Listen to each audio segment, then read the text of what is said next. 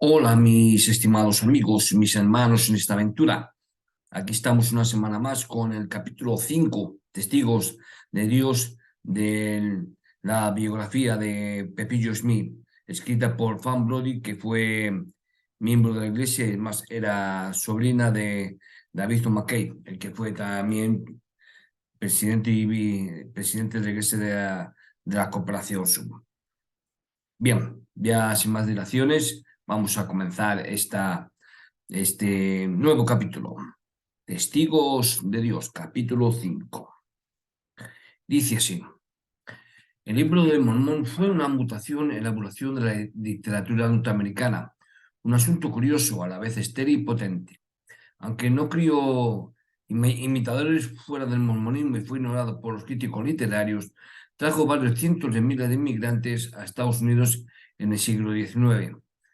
En el siglo XX se distribuyen miles de copias cada año. Por más de 100 años los misioneros lo han anunciado en todo el mundo como la segunda historia religiosa después de la Biblia. Los estudiosos de la historia literaria de Estados Unidos han seguido sin interesarse por el libro de Mormón. Su indiferencia es tanto más sorprendente cuanto que el libro es uno de los primeros ejemplos de ficción fronteriza. La primera narración larga yankee que no debe nada a las modas literarias inglesas. Salvo los préstamos de la Biblia del rey Jacobo, sus fuentes son absolutamente estadounidenses. Ningún sociólogo se ha molestado en establecer paralelismo entre el libro de Mormón y otros libros sagrados, como el Corán y Ciencia y Salud, aunque todos son aparentemente, pero de inspiración divina, y todos son una oscura mezcla de folclore, tópicos morales, misticismos y milenarismo. Cada credo tal vez debe tener sus libros sagrados, y entre esos libros la Biblia mormona es una de las más notables por su pura pretensión. Es fácil burlarse de su estilo y una investigación meticulosa puede descubrir las fuentes de todas sus ideas. Pero nada puede restarle valor al hecho de que mucha gente la ha encontrado convincente en la historia. Henry A. Wallace reconoció esto cuando dijo en 1937, voy a mostraros una foto de este hombre, de Henry A. Wallace. Aquí, así que voy a mostraros aquí, vamos allá. Este es Henry A. Wallace, fue un político, voy a lo que dije, ¿eh? Aquí, ¿eh? Enciclopedia. Henry Wallace nació en Orion, Iowa, 7 de octubre de 1988 y murió en Danbury, Connecticut, el 18 de noviembre de 1965. Fue un político estadounidense. ¿eh? Es, Voy a volver a poner la imagen, aunque ya la veis aquí, pero para que le veáis. Este Henry Wallace, que tiene un libro, hay un libro de sueño americano, La vida de Henry Wallace. ¿eh? Vale, dejo de compartir pantalla y vamos a proseguir donde le hemos dejado. Como decíamos, Henry Wallace reconoció esto cuando dijo en 1937, de todos los libros religiosos norteamericanos del siglo XIX, parece probable que el libro de Mormón sea el más poderoso. Llegó quizás solo al 1% del pueblo de los Estados Unidos, pero afectó a este 1% tan poderosa y duramente que todo el pueblo de Estados Unidos se ha visto afectado, especialmente por su contribución a la apertura de una de nuestras grandes fronteras. Sin querer dar crédito a José Smith por su conocimiento o el talento, los detractores de los mormones declararon en pocos años que el libro de Mormón debe haber sido escrito por alguien más y finalmente pusieron el manto de la autoría sobre uno de los conversos de José, Sidney Rigdon, un predicador cabellita de Ohio. Vamos a ver a Sidney Rigdon, que ya hemos hablado de él en anteriores ocasiones. Hablamos de él la semana pasada, vamos, en el capítulo 4 que salió, que era un predicador, creo que adventista, si no me equivoco, que era muy estricto, etcétera, etcétera. Este es Sinegion, ¿eh? Este de cuando joven, que le veáis bien, ¿eh? Eh, pero vamos. Sí, le puedes ver aquí con esto. Fue luego uno de los, a lo mejor lo veremos más tarde, pero fue uno luego con la muerte de José Smith que quiso no ocupar el puesto de José Smith. Bueno, lo sigamos donde lo habíamos dejado. ¿Eh? Entonces, bueno, la teoría era la siguiente. El libro de Mormón era un plagio de un viejo manuscrito de un tal Solomon Spaulding, que sin no había conseguido de alguna manera de una imprenta en Pittsburgh. Después de añadir muchas materias religiosas a la historia, Giddon determinó publicarlo como una historia recién descubierta del indio americano. Al oír hablar del joven nigromante José Smith a 480 kilómetros de distancia en el estado de Nueva York, lo visitó en secreto y lo persuadió para que hiciera una representación fraudulenta de su descubrimiento. Luego, 9 meses después de la publicación del libro, los misioneros de Smith fueron a Ohio y el pastor fingió que se había convertido a la nueva iglesia. Un apóstata, Philantus Hulbull, afirmó haber descubierto este engaño en 1833, cuando escuchó a viejos vecinos de Spaulding decir que partes del libro de Mormón eran iguales al manuscrito que les había leído 20 años antes. Pero el único manuscrito de Spaulding que Hulbert pudo encontrar fue un fabuloso romance indio, lleno de floridos sentimientos a un mundo de distancia de la simple y monótona prosa y la franca narrativa de la Biblia mormona. Con el paso de los años, la teoría de Spaulding recogió declaraciones juradas de apoyo, como un barco hace con los percebes, hasta que estuvo tan cargada de pruebas que el lector casual se vio abrumado por la mera magnitud de la acumulación.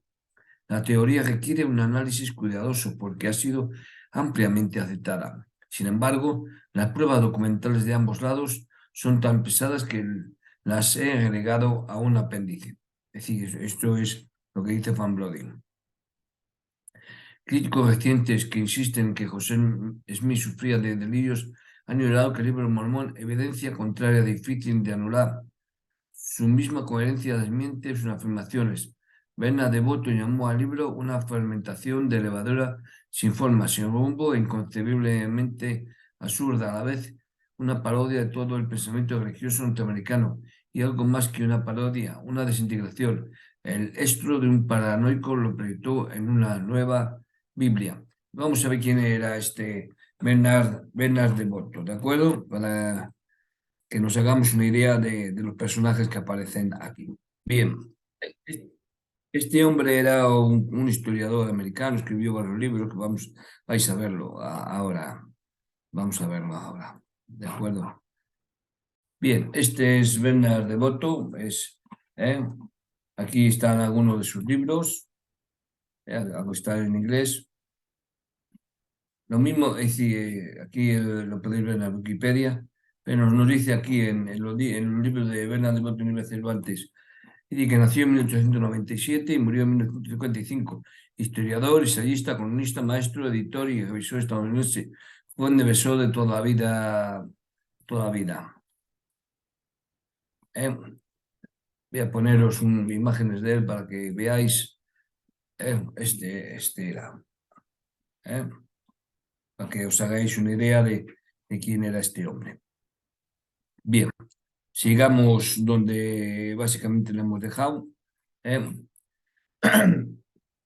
Perdón. Lejos de ser el fruto de una obsesión, el libro mormón es una clave útil para el complejo y frecuentemente desconcertante carácter de José, porque revela claramente en él lo que tanto las historias ortodoxas mormonas como los testimonios sutiles le niegan, una medida de aprendizaje y una imaginación fecunda.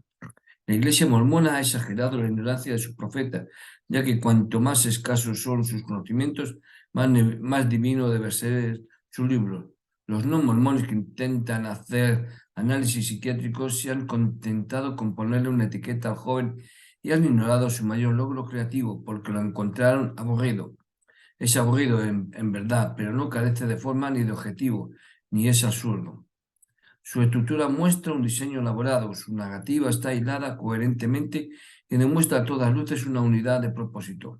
Su temática está sacada directamente de la frontera norteamericana, de los apasionados sermones de avivamiento de las falacias populares sobre el origen indio y de las cruzadas políticas vigentes.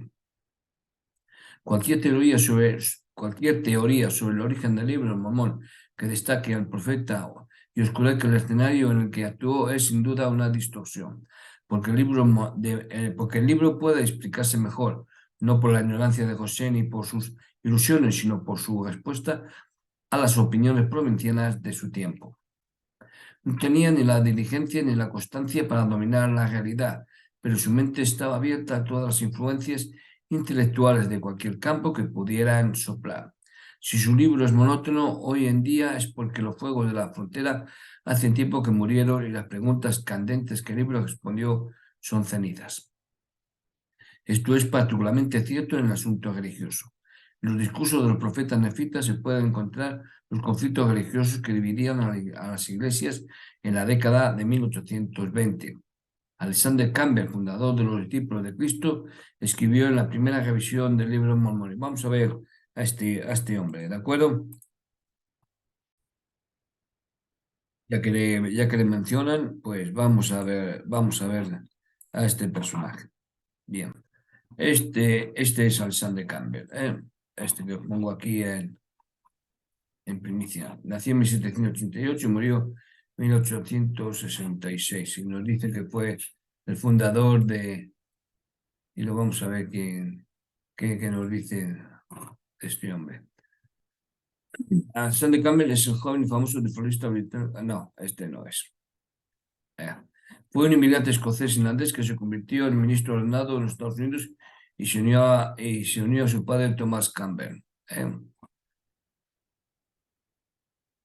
Como líder de una fuerza de reforma que históricamente se conoce como el Movimiento de Extracción y por algunos como el Movimiento Stone Campbell. Y aquí un poco veis que cuando nació, cuando murió, la organización fundada de Discípulos de Cristo, Bethany College, y se educó en la Universidad de Glasgow. Bien, pues vamos a seguir. Pues bueno, este hombre dijo, Alexander Campbell, este profeta es mí, a través de sus gafas de piedra, escribió en las planchas de Nefi, en su libro de Mormón, cada error y casi cada verdad discutida en Nueva York durante los últimos 10 años. Resolvió todas las grandes controversias, el bautismo de niños, la ordenación, la Trinidad, la regeneración, el arrepentimiento, la justificación, la caída del hombre, la expiación, la sustanciación, el ayuno, la penitencia, el gobierno de la Iglesia, la experiencia religiosa, el llamado al ministerio, la resurrección general, el castigo eterno, quién puede bautizar, e incluso la cuestión de la masonería, el gobierno republicano y los derechos del hombre.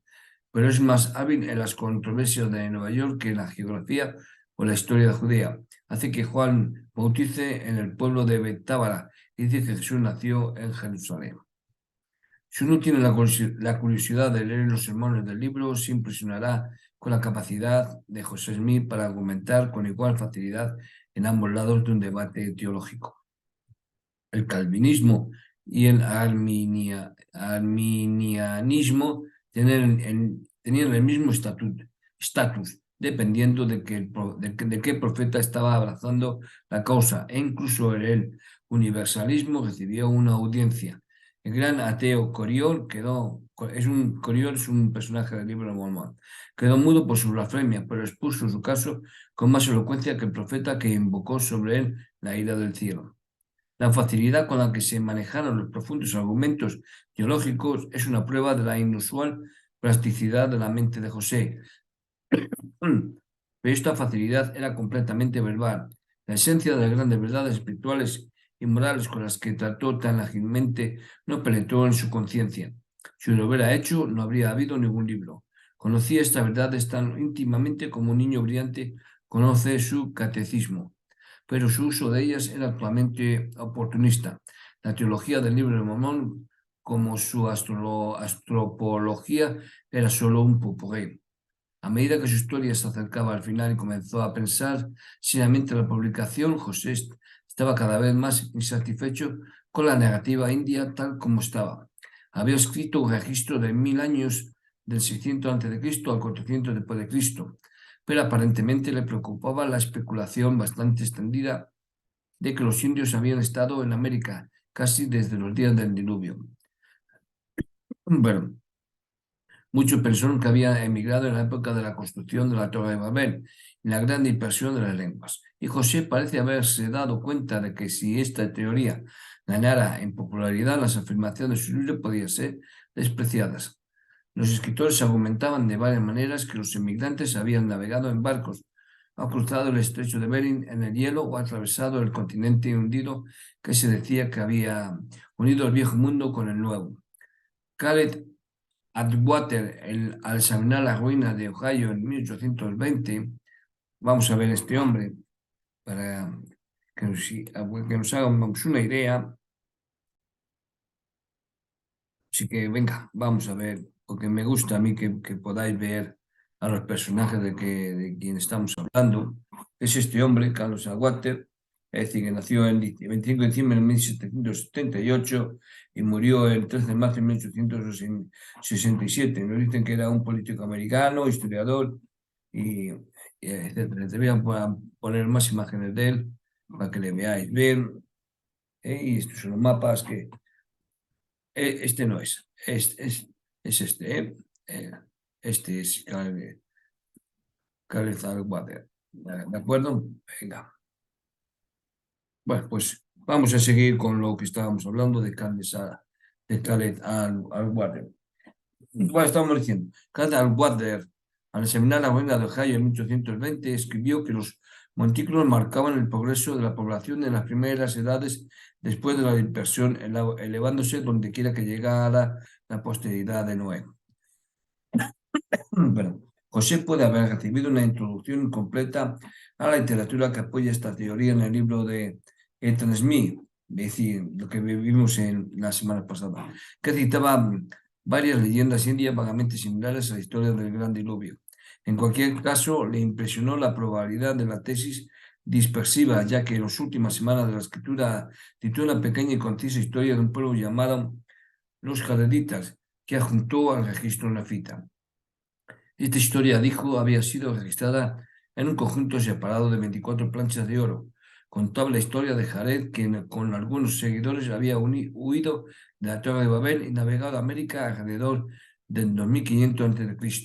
Cruzaron el mar en 8 barcazas herméticas construidas de tal manera que navegaban de cualquier lado hacia arriba, con ventanas colocadas tanto en la parte superior como en la inferior, tipo submarino. La preocupación de José por las piedras mágicas se deslizó en la narración aquí como en otros lugares. Los jardinistas tenían 16 piedras para iluminar sus barcazas. Dios había tocado cada una con su dedo y la había hecho siempre luminosa. Había dado a los nefitas, por otro lado, dos cristales con agujas en su interior que dirigían la navegación de sus barcos.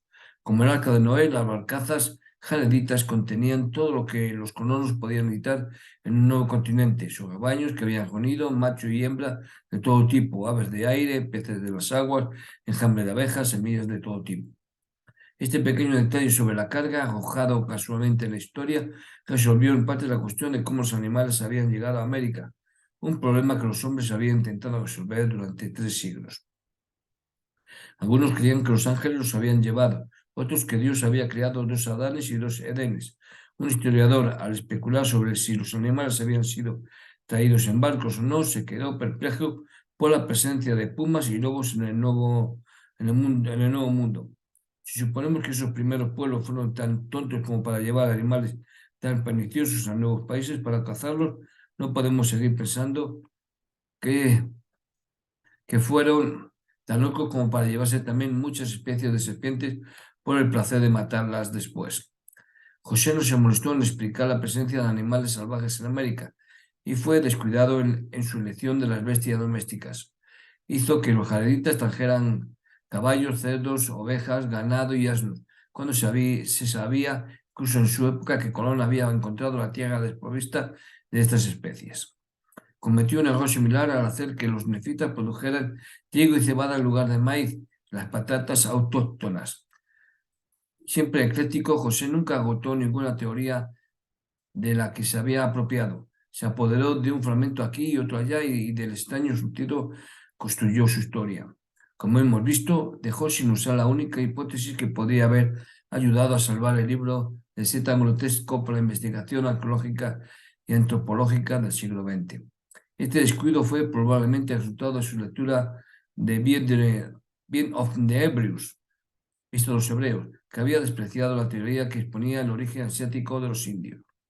Dado que el antiguo hebreo era mucho más real que el mongol contemporáneo para la gente rural del oeste de Nueva York, donde el Antiguo Testamento era carne y bebida y la reunión de Israel maravillosamente inminente, el instinto de José para ignorar la teoría asiática era sólido. Catay era un campo estéril para las empresas religiosas. El antiguo territorio del noroeste deseaba que sus antigüedades probaran la validez de la historia bíblica. No estaba maduro para la arqueología y la etnología de otro siglo que construiría las variadas civilizaciones de la América precolombina con infinito trabajo y esmero. Lo que José hizo para que su libro fuera históricamente plausible mostró una considerable ingenuidad. Se esforzó en hacer la narración cronológicamente exacta y la llenó con predicciones de eventos que ya habían tenido lugar, declarados como si aún estuvieran por suceder. Bueno, incluso insertó una profecía de su propia venida, llamándose a sí mismo un vidente escogido y prediciendo que su nombre se llamaría José según el nombre de su padre. De los 350 nombres hallados en el libro, tomó más de 100 directamente de la Biblia. Más de otros 100 eran nombres bíblicos con ligeros cambios de ortografía o adiciones de sílabas. Pero como en el Antiguo Testamento ningún nombre comenzaba con las letras F, Q, W, X o Y, tuvo cuidado de no incluir ninguno en su manuscrito. A pesar de estos artificios, era consciente de que el libro tenía muchos defectos obvios. Para explicarlos puso la excusa en boca de Moroni. Y si nuestras planchas hubieran sido lo suficientemente grandes, habríamos escrito en hebreo. Pero también hemos alterado el hebreo. Y si hubiéramos podido escribir en hebreo, no habríais tenido ninguna imperfección en nuestro registro. Ni siquiera esto le satisfizo porque se sintió obligado a disculparse en la portada. Ahora bien, si hay alguna falta es el error de los hombres. Esto lo repitió cerca del final del libro con una advertencia cautelosa. Y si hay faltas, serán las faltas de los hombres. Pero he aquí que no sabemos de ninguna falta. Sin embargo, Dios lo sabe todo, por lo tanto, el que condena que se dé cuenta no sea que esté en peligro del fuego del infierno. Un escrutinio cuidadoso del libro de Mormón y la legendaria parafernalia que oscurece su origen revela no solo la naturaleza inventiva y ecléctica de José, sino también su influencia magnética sobre sus amigos. Los secretarios normalmente no se hacen ilusiones sobre los hombres de los que toman los dictados, pero Oliverio Calderi y Matty Harris quedaron atrapados por el hechizo de uno de los personajes más enigmáticos del siglo. Dado que los relatos de primera mano que describen a José con burdos o ciegamente adorables, es difícil volver a la esencia de lo que Calderi en años posteriores describió como el misterioso poder que incluso ahora no logro comprender. Bueno, su talento natural como líder incluía, en primer lugar, una comprensión intuitiva de sus seguidores, que los llevó a creer que era genuinamente clarividente. Poco después de su llegada a Harmony, Calderi le había escrito a David Women que José le había contado sus pensamientos secretos y todo lo que había meditado sobre ir a verlo, que ningún hombre en la tierra conocía como él suponía, sino él mismo. Pero José tenía más que clarividencia, la cual es común entre los magos profesionales. A temprana edad tuvo lo que solo los predicadores más dotados del Renacimiento podían presumir, el talento para hacer que los hombres vieran visiones.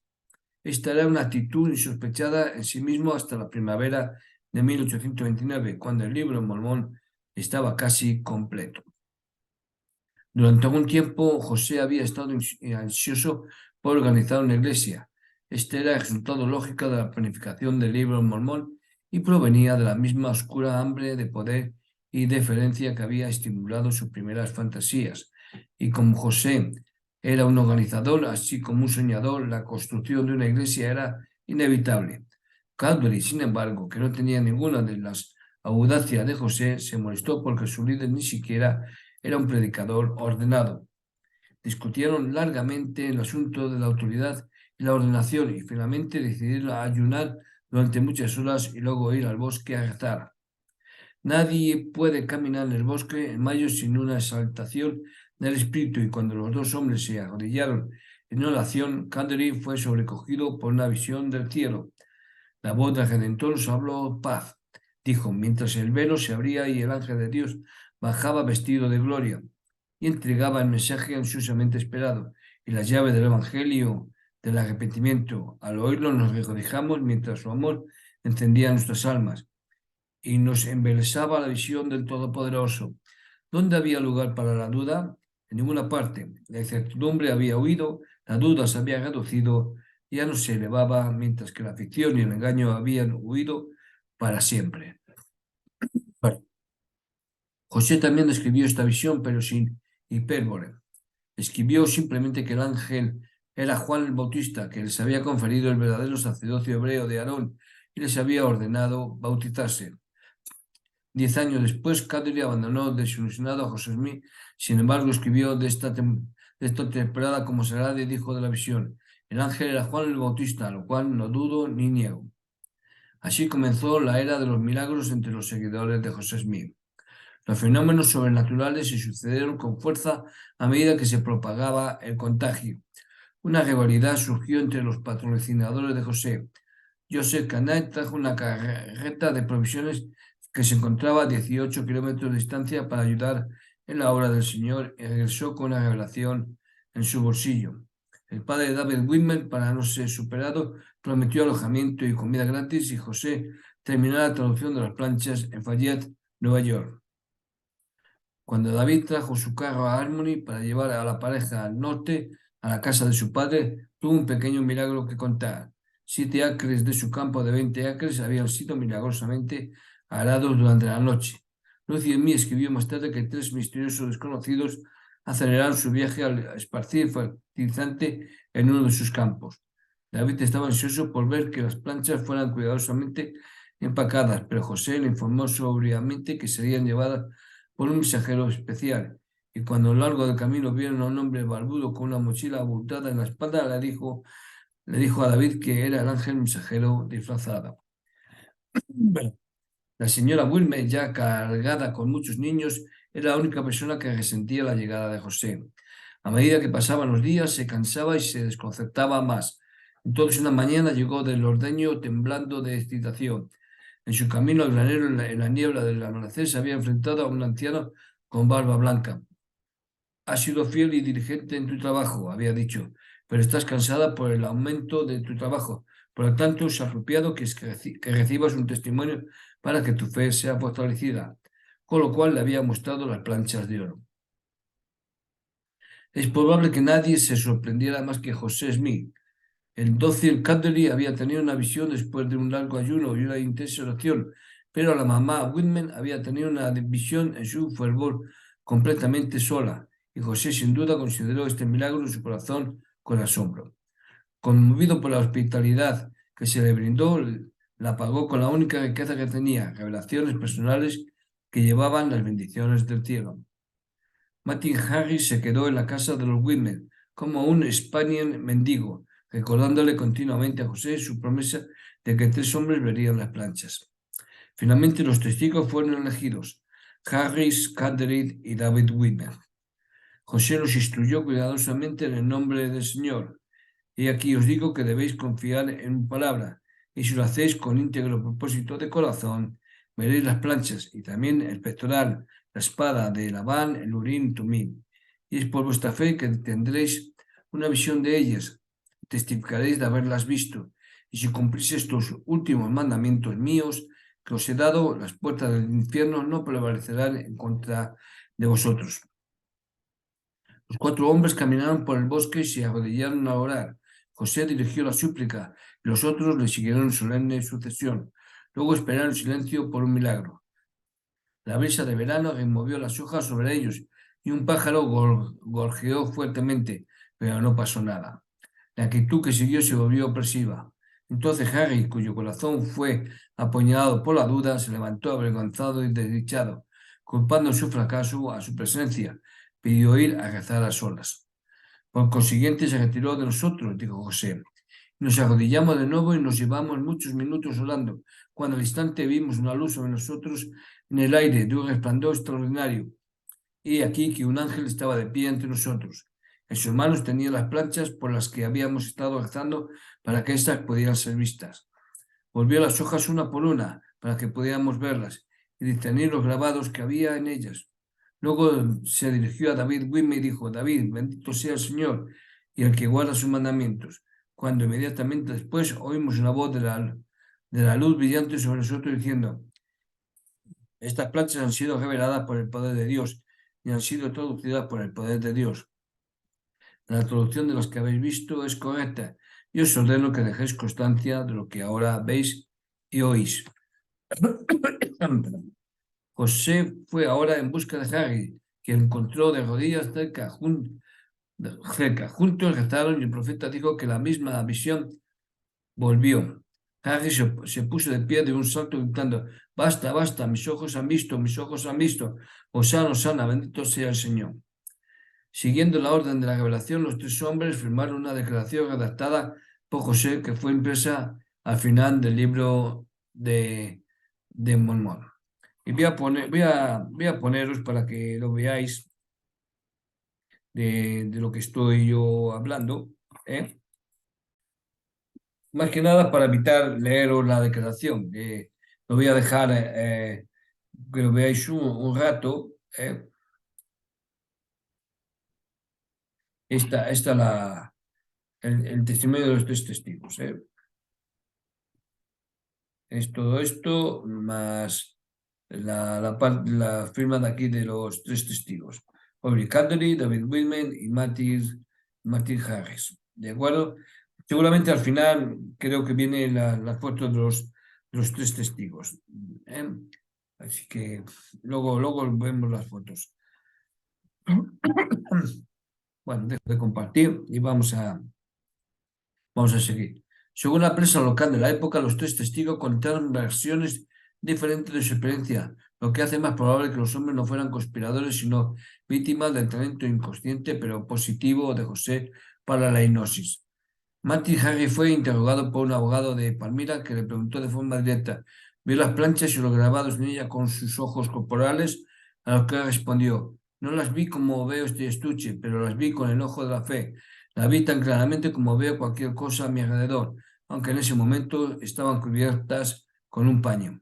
Sin embargo, cuando Harris era muy viejo, le dijo a un entrevistador que vio al ángel voltear las hojas doradas una y otra vez y lo oyó decir: el libro traducido de esta plancha es verdadero y traducido correctamente.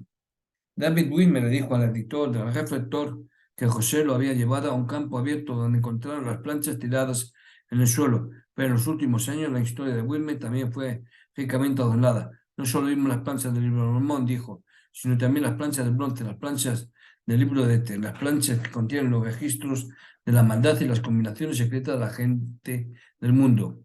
Apareció como una mesa con muchos registros o planchas sobre ella, además de las planchas del libro de Mormón, también la espada de Labán, los directores, es decir, la esfera que tenía ley y los intérpretes. Los tres testigos eventualmente discutieron con José y dejaron su iglesia. A su paso, él les infligió abusos, pero ninguno negó la realidad de su visión. Y Cadbury y Harris fueron eventualmente rebautizados. José no tuvo miedo de vilipendiarlos, no esperó ni recibió represalias. Perdón, porque había conjurado una visión que nunca olvidaría. No contento con el testimonio de los tres testigos, José redactó una segunda declaración, y es la de los 8 testigos. Y también el testimonio de los otros testigos. Papa Costa de todas las naciones, para decir. Esta es la declaración de los ocho testigos, más corta que la de los tres testigos, y estos son los testigos: Christian Wilmer, Jacob Wilmer, Peter Wilmer hijo, John Wilmer, Hiram Paz, José Smith padre, Jairo Smith y Samuel H. Smith. Bien, vamos a proseguir la lectura. Se verá que 4 testigos eran Wilmer y 3 eran miembros de la propia familia de José.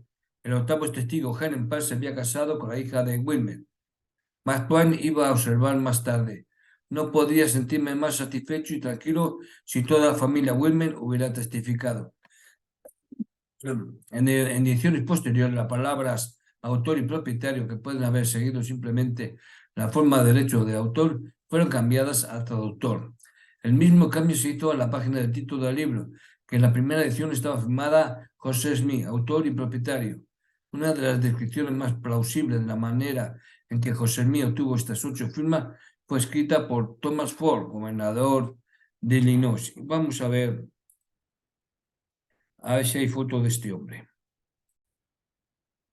Pues sí, que he encontrado imágenes de este hombre y las comparto con vosotros. Eh, Aquí está, Thomas Ford, el gobernador de Illinois. Thomas Ford fue un abogado corredor de propiedades y político estadounidense que ejerció el cargo de juez y gobernador del estado de Illinois entre 1842 y 1846. Vamos a ver la imagen y lo voy a agrandar. Aquí le tenéis. Para que le veáis. Este es José Mí, no sé por qué, pero bueno, lo sigamos con nuestro. Bueno, estamos diciendo que una de las descripciones más posibles de la manera en que José Smith tuvo estas 8 firmas fue escrita por Thomas Ford, gobernador de Illinois, quien conocía íntimamente a varios de los hombres clave de José después de su desafecto y alejamiento de la iglesia. Le dijeron a Ford que los testigos estaban preparados para la oración continua y otros ejercicios espirituales. Entonces, por fin, los reunió en una habitación y trajo una caja que, según dijo, contenía el precioso tesoro. Abrió la tapa, los testigos asomaron a ella, pero sin hacer ningún descubrimiento, ya que la caja estaba vacía, dijeron. Hermano José, no vemos las planchas. El profeta le respondió, oh vosotros los de poca fe, ¿cuánto tiempo más soportará Dios a esta generación malvada y perversa? Arrodillaos, hermanos, cada uno de vosotros y rezad a Dios por el perdón de vuestros pecados y por una fe santa y viva que descienda del cielo. Bien, ahora me vienen las imágenes de los testigos y os lo voy a poner, ¿de acuerdo?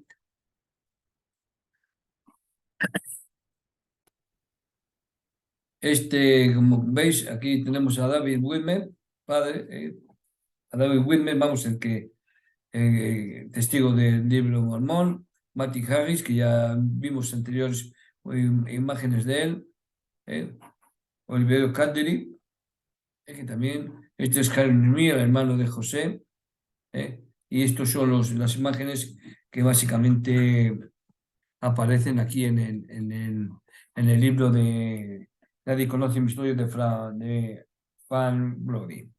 Dejo de compartir pantalla y vamos a continuar donde la habíamos dejado. Los discípulos se arrodillaron y comenzaron a orar en el fervor de su espíritu, suplicando a Dios por más de 2 horas, con fanática seriedad, al final de las cuales, mirando de nuevo a la caja, se persuadieron de que veían las planchas.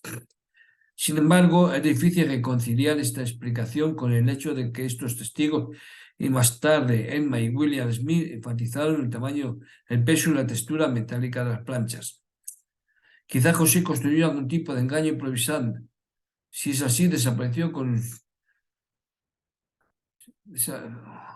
eh, desapareció con su anuncio de que el mismo ángel que le había revelado el registro sagrado ahora lo había llevado de vuelta al cielo. Exactamente como Josemí persuadió a tanto de la realidad de las planchas de oro, no es tan importante ni tan desconcertante como el efecto de este éxito en el propio José, el propio José. Podía haber hecho de él un cínico precoz y duro, como una pequeña experimentación con el nuevo arte del mesmerismo. Hizo el famoso predicador Leroy Sunderland algunos años después. Y vamos a ver a este hombre. Bueno, la verdad es que no he encontrado foto de este hombre, encontré, ¿verdad? Ahí en un Leroy en Sunderland, pero es el Leroy Sunderland Scatter, que fue un inventor y un hombre de provechoso, porque espero, porque hizo grandes, digamos, creaciones que ayudaron a, a que se modernizara digamos, es decir, se civilizara, es decir, se volviera más civilizado, más progresivo el mundo, ¿no? Pero voy a encontrar algo que he encontrado acerca de este Leroy Sutherland, eh, pero eso aparece su nombre. Es el movimiento naranja. Dice historia. Nuestro movimiento lleva el nombre de Horace Scott, nacido el 13 de febrero de 1800, que ingresó al ministerio como pastor metodista en 1822. Alrededor de 1833 se convirtió en un ferviente trabajador contra la esclavitud y su celo para esta causa le metió en problemas con la jerarquía de la Iglesia. Orán Scott se convenció de que los corazones santos deberían resultar en vidas santas y que los hombres santos debían buscar poner fin a los males sociales como la esclavitud y la intemperancia. Bueno, y aquí es donde viene lo que buscamos. La Conexión Metodista Wesleyana se formó oficialmente en 1843 en una conferencia organizadora en Utica, Nueva York, por un grupo de ministros y laicos que se separaron de la Iglesia Metodista Episcopal. La división se debió principalmente a sus objeciones de la esclavitud. Horace Scott presidió mientras la reunión formaba una federación de iglesias que al principio se hacía llamar la Comisión Metodista Wesleyana. Otros líderes en la conferencia organizadora fueron Roy Sutherland, quien había sido juzgado y expulsado por sus escritos contra la esclavitud, Lucio C. Maslach y Luther Lee, un ministro que luego operó a esta estación de ferrocarril subterráneo en Siracusa, Nueva York. Bueno, esto es básicamente, bueno, la misión y tal, pero es para que veáis que sí que aparece este personaje, pero no, ya digo, no he encontrado fotos de él en ninguna parte. Prosigamos, donde habíamos dejado, eh, si es que encuentro donde... sí, aquí. Bien, exactamente como Josemí persuadió a tantos de la realidad de las plantas de oro, no es tan importante ni tan desconcertante como el efecto de este éxito en el propio José. Podía haber hecho de él un cínico precoz y duro, como una pequeña experimentación con el nuevo arte del mesmerismo. Hizo el del famoso predicador Lairón Sutherland algunos años después, pero no hay evidencia del cinismo ni siquiera en las entradas del diario más íntimo de José. Los milagros y visiones entre sus seguidores aparentemente solo sirvieron para aumentar su creciente conciencia de poder sobrenatural. Tenía una fe sublime en su estrella, además del entusiasmo de un hombre constantemente preocupado por un solo tema y estaba adquiriendo rápidamente el lenguaje, incluso el acento de la fe sincera. El libro de Mormón fue impreso por Edward B. Grandin, impresor del Wayne Sentinel local, después de que José no consiguiera un contrato de Turlough Webb, editor del Rochester antimasónico Killer. Vamos a ver si hay foto de este hombre, del impresor. Sí que hay foto de él. Voy a compartir lo que he encontrado. Bien, este es Gandhi Albert Brad, este es de la izquierda. Este es una imagen, un óleo sobre lienzo atribuido a Alonso Paz de 1843. ¿Eh? Y aquí tienes un poco la biografía de este hombre.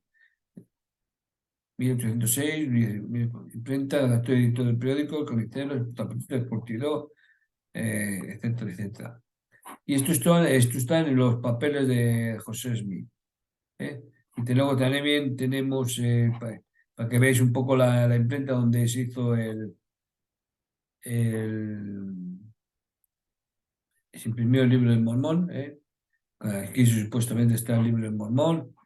Sí.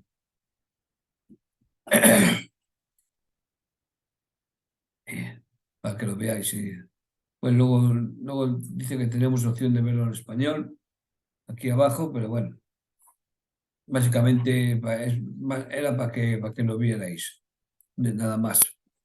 Un poco de cómo era este hombre. Eh, bueno, sigamos. Bien, como ya hemos dicho, bueno, Martin Harris garantizó $3.000 para la impresión de 5.000 copias, accediendo a hipotecar su granja si fuera necesario para completar la suma.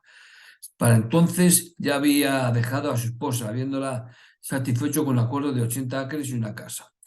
Es decir, se separó de su mujer al final. Sin embargo, antes de que se terminara la impresión, los ciudadanos profesionalmente honrados de Palmira formaron un comité de ciudadanos y organizaron un boicot al libro del Mormón. Cuando presentaron una larga lista de nombres al impresor, este se asustó, detuvo la impresión y se negó a reanudarla hasta que se le pagara por completo. Harris aún no había hipotecado su granja y no había dinero disponible. Harris Smith, a quien no le gustaba Harris, sospechaba que quería todos los beneficios de la venta del libro, sugirió que intentaran vender los derechos de autor por el dinero suficiente para asegurar su publicación. José entonces miró en el Urim y Tumim y recibió la revelación dirigiendo a Country a ir a Toronto, donde encontrarían un hombre ansioso por comprarlo. No lo encontramos, escribió más tarde Candley, y tuvimos que volver sorprendidos y decepcionados. Pues recuerdo bien lo mucho que me esforcé por alejar el presentimiento que me embargaba, el que el primer Elder nos usó cuando pensábamos en la sencillez de nuestro corazón que nos mandaba Dios. Era la primera vez que una revelación se había equivocado. Con una franqueza conciliadora, José explicó: algunas revelaciones son de Dios, otras del hombre y otras del diablo. Cuando un hombre pregunta al Señor sobre un asunto, si es engañado por sus propios deseos carnales y está en error, recibirá una respuesta de acuerdo con su corazón errado, pero no será una revelación del Señor. José ahora tenía solo un recurso. Martin Harris había sido un proselitista vergonzosamente celoso que anunciaba sus propias experiencias visionarias tan libremente como las de José. Había visto a Jesús en forma de ciervo, dijo, y había caminado con él 3 o 4 kilómetros, hablando con él tan familiarmente como un hombre habla con otro. Perdón. El diablo dijo se parecía a un asno con el pelo muy corto y liso como el de un ratón. Profetizó que Palmira sería destruida para 1836 y que para 1838 la iglesia de José sería tan grande que no habría necesidad de un presidente de los Estados Unidos. Públicamente Harry fue recibido con divertida tolerancia y solo ocasionalmente con amargo desprecio. En privado, Palmira chismeaba sobre su escandalosa conducta con la esposa de su vecino, Haggai. En su desesperación, José azotó a Harris con la palabra del Señor. Te ordeno que te arrepientas, no sea que te golpee con la vara de mi boca, y con mi ira, y con mi cólera, y tus sufrimientos sean dolorosos. Cuán doloroso no lo sabes, cuán exquisito no lo sabes, sí, cuán difícil de soportar no lo sabes. Y te ordeno que no prediques nada más que el arrepentimiento y que no muestres estas cosas al mundo hasta que sea sabiduría en mí. Y otra vez te ordeno que no codicies a la mujer de tu prójimo ni busques la vida de tu prójimo. Y también te ordeno que no codicies tu propiedad, sino que la entregues libremente a la imprenta del libro del Mormón. Y recibirás miseria si desobedeces estos consejos, incluso la destrucción de ti mismo y tu propiedad. Paga la deuda de la imprenta, libérate de la esclavitud. Totalmente asustado, Harry vendió su granja apresuradamente. Nandy fue pagado en su totalidad y para el 26 de marzo de 1830 el libro Mormón se puso a la venta en la librería de Palmira. El 2 de abril, el Rochester Daily Advertiser publicó la primera reseña. Blasfemia, el libro de Mormón, alias la Biblia de oro. El libro de Mormón fue puesto en nuestras manos. Nunca se practicó una imposición más vil. Es una evidencia de fraude, blasfemia y credulidad, importante tanto para los cristianos como para los moralistas. El autor y propietario José Smith, hijo de un tipo que por alguna abracadabra quería tal influencia sobre un rico granjero del condado de Wayne que este último hipotecó su granja por $3.000 que pagó por imprimir y encadenar 5.000 copias de la obra Blasfema. Y hasta aquí el capítulo 5. El próximo será el profeta de Palmira, el capítulo 6. Bien, pues, mis estimados amigos, mis hermanos en esta aventura, este ha sido Testigos de Dios, el capítulo 5 de la biografía de Pepillo Smith.